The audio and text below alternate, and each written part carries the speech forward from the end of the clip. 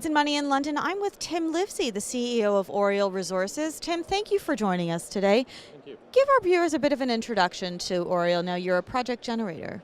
We are, yes. We're an exploration company, AIM listed. We're focused on West Africa and Central Africa predominantly, although we do have some legacy assets in Turkey and some ownership of a few private companies as well. Our big push has been in Senegal and Cameroon. Senegal, we have a joint venture with IAMGOLD, obviously a big Canadian mining company. They have a project called Boto, and we are just to the west of the Boto license. They're putting $8 million on an earn-in into our license, gold targets, within trucking distance of the Boto project, which they've recently put out a feasibility study on. 2.5 million ounce deposit, which they're applying for a mining license on as we speak. So the Senegalese operation is pretty much being managed and run by IAMGOLD as part of the earn-in to 70%. We have oversight on it, but it's effectively in their hands and their spend. So our main push from our own team's perspective in Africa is in Cameroon. And Cameroon's a new district to a lot of people around at the moment. There's very few people operating in that part of the world. We picked up a couple of licenses that were originally worked by Reservoir Minerals about 6 years ago. And I used to be the COO at Reservoir, so I was obviously aware of the licenses. Reservoir were understandably distracted by the discovery of Čukaru Peki in Serbia. So the licenses we did some initial work on, but we didn't really progress them very far under Reservoir. So we had an opportunity with Oriole to get into those licenses mid this year with the same Cameroonian partner, the same license holder. And we're doing an earn-in to 90%. We've followed up on some of the initial early work from Reservoir with some rock chip sampling on one of the licenses, Bibemi, the southernmost license. And the rock chip data we published actually on Tuesday this week, a brief press release. Quite selective sampling along the zones of mineralization identified previously, but some really good grades. I think in the end we had about 450 samples taken. We had 4 coming in over 100 grams. We had about 16 over 10 grams. And about 40 or 50 above a gram. So obviously it's a significant area of gold mineralization. It's a Pan-African type environment. It's near Proterozoic. It's effectively a splayed shear zone which has been bypassed by exploration in the past. But it is a deep crustal structure. It's a really significant feature, lineament feature. So we've started a trenching program there now.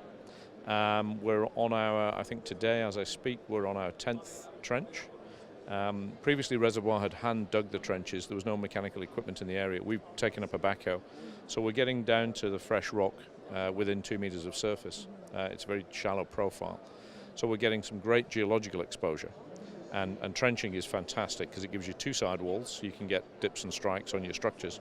You can understand the alteration halos moving out away from these veins that are carrying the fluids, and it also gives you a fresh surface for sampling. So we've got a sample prep facility in country, which has been verified by Bureau Veritas, which are our lab in Ivory Coast, and that program of trenching will carry us through. We're doing 7,500 meters of trenching, carry us into early next year on Bibemi.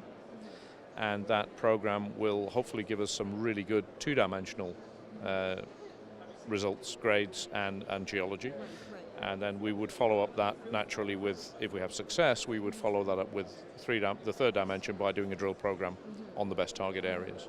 And as a project generator, are you looking for a strategic partner to come in and advance the project, or is that something you would consider maybe doing yourselves? No, we'd like to advance it ourselves. We think we can add a lot of value. Our model is to advance the project, de-risk the project, and then take it to a point where it's had a significant increase in value, which reflected on our share price, of course, which is where we get our value. We're all the management and shareholders. Excuse me. And then at some point in the future, obviously, depending on whether this gold district hangs together, then we would hopefully be in a position to pick and choose how we take it forward. But the model is project generation and then de-risk them, increase the value, and then pass them on and carry on with the next project. Transitioning over into operations is always a tough thing for a junior to do. So finally, Tim, Cameroon is somewhere that's perhaps off the radar of most mining investors and largely most mining companies as well. So what's been your experience operating there, and are you confident that you would be able to push this project forward given the jurisdiction? Yeah, I mean, as I said, I used to know the licenses in the country from my days with Reservoir Minerals.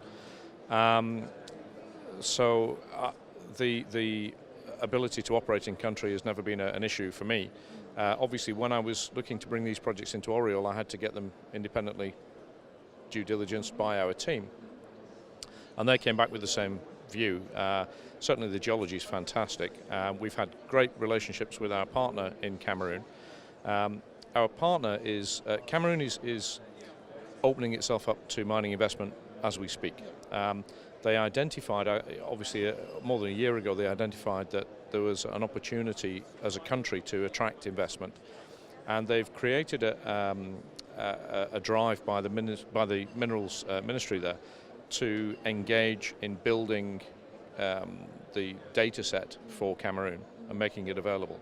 So they've engaged with the Finnish Geological Survey and the French BRGM and GTK and a local Cameroonian partner, our partner, to do a Cameroon-wide geological, geophysical, geochemical study and to build a GIS data set so that there's information available to prospective exploration and mining companies to come in. So it signals, to me, it signals a very, very positive move by the government to try and attract investment.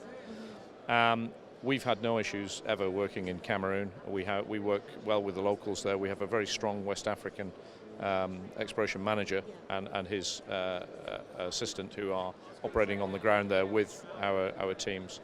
Yeah, you're hampered by weather. As usual with West Africa, you have a weather window, but that's really the only restriction we've seen to date. Well, there you go, an exciting new project in an exciting new jurisdiction. So thank you again, Tim, for taking the time to speak with us. Thanks very much.